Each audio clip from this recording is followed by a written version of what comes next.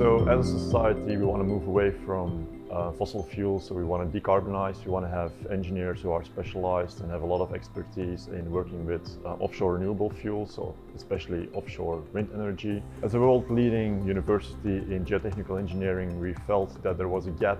There is not really an MSc that focuses on offshore renewables, and we felt that we were the ideal university to fill up that gap with this new stream in geotechnical engineering with offshore renewables. For us to achieve our goals and our green targets, we have to move offshore. We have to be bigger, we have to be bolder, we have to be efficient. The industry's growing a lot. It's growing year on year. So we need more professionals, we need more excellent people that work in the industry as a whole. So this, of course, includes engineers and geotechnical engineers as well. Being able to really innovate, think and apply what I love to make a difference feels really great. The challenges you're given at the forefront of the industry. This course is meant for undergraduate students who come out with a BSc or BEng degree in civil engineering, geophysics, geology.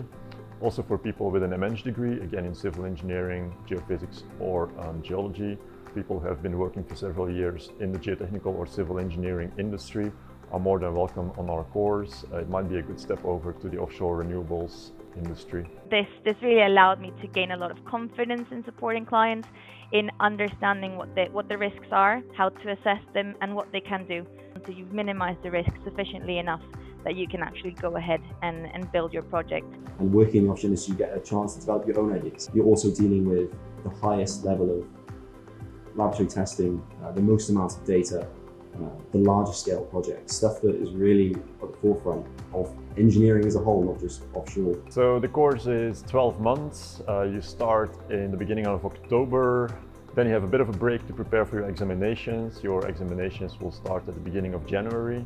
Then you continue straight away with going into the spring term, which lasts for about 9 weeks. Then you will be going to the field trip in Greece, and afterwards you will continue with your MSc dissertation, which will roughly take 12 weeks to 3 months, starting the beginning of June till the end of August. The mix of modules, I thought there was a good balance between the practical and the theoretical side, so you could actually understand the why and also how to apply it. So for me, that was a key factor.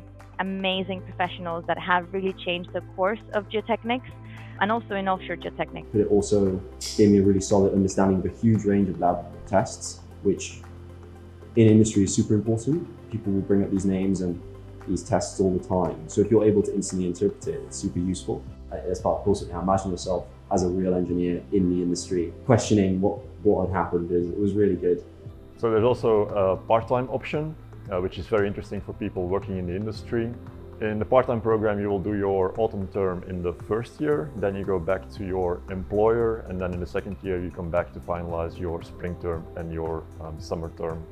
For your dissertation period, which normally runs over the summer, part-time students are allowed to work over the 2 summers because we do recognize that when they go back to their employer, they will actually spend time working and that they will have less time. To be honest, for me, there was never an option. It was always Imperial.